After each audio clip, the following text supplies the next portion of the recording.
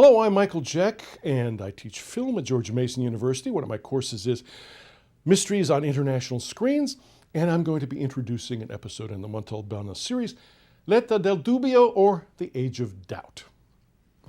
What are we doubting? Well, you will judge for yourself in the course of this. It is, of course, in the Montalbano series, the adventures of Commissario Salvo Montalbano from the mythical Vigata in the southern coast of Sicily, from the novels by Andrea Camilleri. And starring Luca Zingaretti, the man and the role have met, although in the books, Montalbano is, when he is described, of course it's not described physically in every book, isn't bald. That seems like something that would be very obvious. But still, the man and the role have met. And these are very authentic adaptations of the wonderful novels by Camilleri. And curiously enough, well, Zingaretti is maybe about 50-ish. No, I think maybe just 50. Camilleri was one of his teachers in drama school a couple of decades ago, so they do date back. And Camilleri is still writing novels in his mid-80s. No, the translator hasn't caught up. Most of them are available in translation. Well,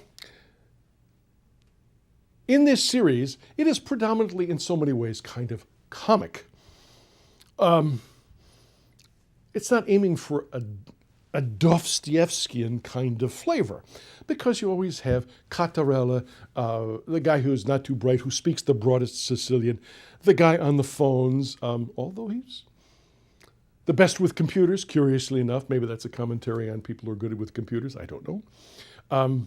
And as we found out, actually shot a bad guy down. I was a terrific dancer, and turns out to have an acting side. Well, all these people, in the nature of the series, we learn things about them. So one basic thing about Montalbano is his longtime girlfriend, Livia, lives in Genoa, and they get together when they can. And those of you without long memories or haven't seen all of her or coming new to the series, he is faithful to her. There are 2 times he wasn't. And let's just say real bad stuff happened because of that. His second-in-command, Mimi, was a notorious womanizer, and then he settled down and is married to Biba.